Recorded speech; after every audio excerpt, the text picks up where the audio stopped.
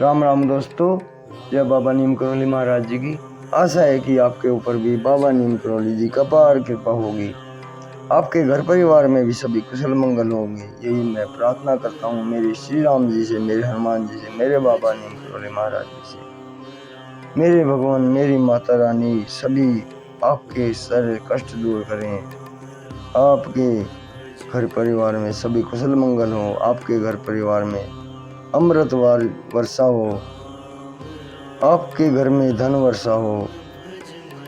जो भी मेरा भाई देखे उसके सारे कष्ट दूर हों, यही मेरी प्रार्थना है सभी देवी देवताओं को। सबका भला तो अपना भला। जय राम, जय शिव, जय शिव। दोस्तों, आज मैं आपको श्री शिव महापुराण अष्टम खंड है, कोटि रुद्र संहिता, और उसका पाठ है वेदनाथेश्वर महिमा। इसे सुनते हैं। शिव भगवान जी आपके ऊपर अपार कृपा बरसाएंगे, ये मेरी प्रार्थना है। जय शिव शंकर महादेव। तो शुरू करते हैं वेदनाथेश्वर महिमा। प्राचीन काल में राक्षस राज रावण ने शिव जी की बहुत आराधना की थी, परंतु शिव जी उससे प्रसन्न नहीं हुए। इसके बाद रावण ने एक गहरा गड्ढा खोदकर उसमें अग्नि को स्थापित कर उसके पास ही शिवलिंग स्थापित कर गर्मियों में पंचाग्नि तप किया। वर्षा व शीत ऋतु की परवाह न कर घोर तप किया, परंतु उसे सफलता प्राप्त नहीं हुई। इसके बाद वह अपने मस्तकों को काट काट कर अग्नि को अर्पित करने लगा। अंत में जब उसके 10वें सिर की बारी आई तो शंकर भगवान उसकी भक्ति से प्रसन्न होकर प्रकट हुए, उसे वरदान दिया, उसके सब मस्तकों को भी जोड़ दिया, उसे पराक्रम भी प्रदान किया।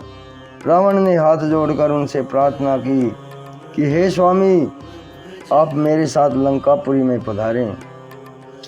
शिव जी ने कहा कि हे लंकेश्वर, तुम मेरे ज्योतिर्लिंग को अपने साथ ले जाओ, परंतु इसे रास्ते में कहीं नहीं रखना।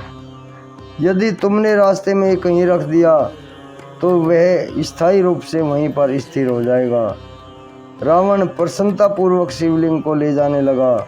चलते चलते उसे लघु शंका होने लगी। इस पर उसने शिवलिंग को एक ग्वाले को थमा दिया। ग्वाले ने कुछ देर तक तो उसे गोद में लिए रखा, परंतु अधिक भारी होने के कारण वह उसे संभाल ना सका। अंत में ग्वाले ने उसे पृथ्वी पर रख दिया। इसके बाद वह ज्योतिर्लिंग वहीं पर स्थिर हो गया। तब रावण शिव स्तुति करके लंका को चला गया। भगवान शिव जी से वरदान प्राप्त करके रावण सभी लोगों पर विजय प्राप्त करने की इच्छा करने लगा। इस पर देवताओं ने नारद जी को रावण के पास भेजा। रावण को नारद जी ने समझाया कि तुम शिव जी की बातों पर विश्वास मत करो, उनकी बातों में कोई सत्यता नहीं होती। यदि तुम्हें मेरा विश्वास नहीं होता तो सबसे पहले वरदान का उन पर ही प्रयोग करके देखो। रावण की बुद्धि में नारद जी की यह बात बैठ गई। उसने अपनी शक्ति को आजमाने के लिए अपनी 20 भुजाओं से कैलाश को उठा लिया। भगवान शंकर ने कैलाश को हिलता देखकर पार्वती से पूछा, देवी, यह कैलाश क्यों हिल रहा है? इस पर पार्वती ने व्यंग बाण कसा। आपके शिष्य गुरु की अच्छी सेवा करते हैं। आपका भक्त रावण ही अपने आप को बलशाली होने का आपको एहसास करा रहा है। इस पर भगवान भोले शंकर ने रावण से कहा, अरे नीच, इतना अभिमान करना ठीक नहीं। मेरा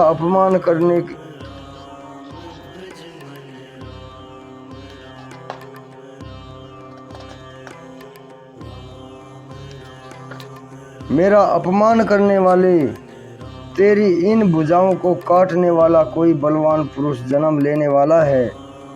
शंकर भगवान के इस श्राप को सुनकर रावण दुखी होने के स्थान पर प्रसन्न हुआ। उसने अपने पराक्रम से देवताओं, दानवों और गंधर्वों, यक्ष आदि सभी पर विजय प्राप्त कर उन्हें अपने वश में कर लिया। तो दोस्तों ये थी